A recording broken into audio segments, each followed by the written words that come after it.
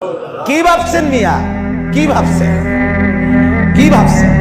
একটা বিল্ডিং এর ঘরে থাকেন, কয়টা টাকা রোজগার করেন, আর এই ফাঙ্গাস তেলাপিয়া ফার্মের মুরগার কক মুরগা দিয়ে ভাত খান, ধন্যবাদ কাঁচা মরিচ টমাটো আলুর ভর্তা, এটা দিয়ে নিজেকে খুব বুদ্ধিমান মনে করছেন না? খুব সুখের জিন্দেগি মনে করছেন? বোকার মধ্যে আছেন। বোকার নাফরমান বোকা থাকে, নাফরমান বেকুব থাকে, নাফরমান অজ্ঞ থাকে, নাফরমান মূর্খ থাকে। মূর্খ হয় সে। কোন পাপী শিক্ষিত না, পাপী মূর্খ। পাপী নিজেকেই চিনে না, সে মূর্খ না তো কি? নিজের পায়ে নিজে কুড়াল মারে যে, সে শিক্ষিত হয় কিনা? সে উপার্জনকারী প্রাণী হয়েছে, ইকোনমিক্যাল অ্যানিমেল হয়েছে, টাকা উপার্জনকারী ভদ্রচিত একটা প্রাণী হয়েছে। কেউ শুধু লুঙ্গি পরে ইনকাম করে, এবার একটু প্যান্ট অ্যান্ড ফিন্দে ইনকাম করে, এই আর কি।